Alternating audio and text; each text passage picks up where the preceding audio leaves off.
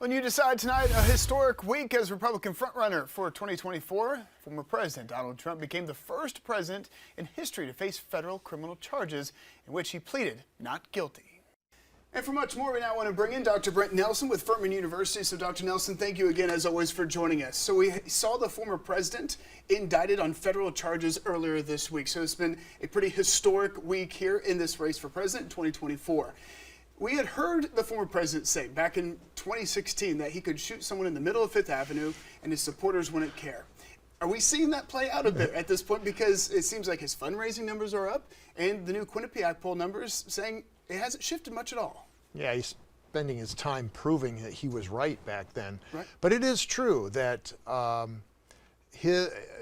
being attacked by what a lot of people see as the Justice Department trying to get him, it has created a kind of martyr aura around him.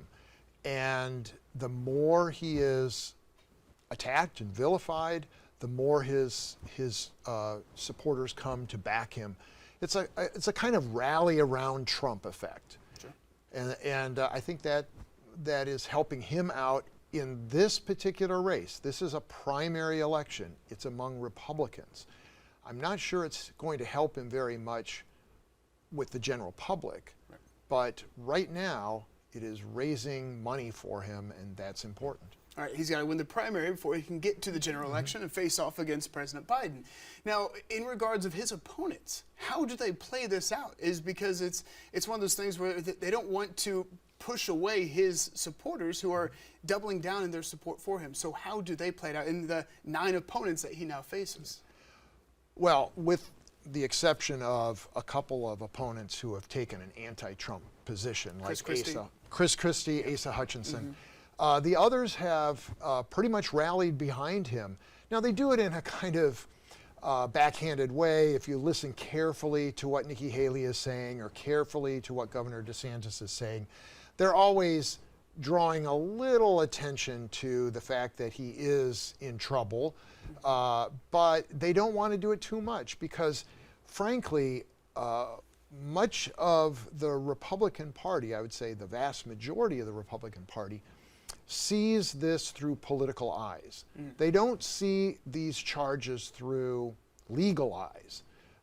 If they did, I mean, there's some questions about what he was doing with those documents, especially regarding national secrets. But that's not what they're seeing. They're seeing a politicized Justice Department going after the leading candidate in the opposing party for this upcoming election. And so we're really seeing 2 different worlds developing in the United States. People who are on Biden's side, on the Democrat side, right, hammering the legalities. People on the Republican side saying this is a political war and this is just one battle in it. Where do you see this going from here? In regards of this race, 2024, we still have a long ways to go. Where do you see it going from here? I think it'll stay much like this for a while. We might see the former president indicted again, maybe in Georgia. So some of those things are going to happen, and I think this phase is going to last for quite a while. There will come a time, and it might not be until after the first of the year, when some of these major candidates are going to have to flip. They're going to have to turn a switch, and they're going to have to attack the former president. Otherwise, they have no chance at all. But they're going to hold off until what they believe will be exactly the right moment. Later summer, early fall, we have that first Republican debate. Do you think that could be a moment where they start to attack? Perhaps, okay. But I think Chris Christie will do it. But I think there will be a kind of backing off by the major candidates, Tim Scott, Nikki Haley, Mike Pence, Governor DeSantis, just so that they can keep those people relatively happy with them as long as possible. All right, Dr. Nelson, always appreciate your insight. Thank you so much. Thank you.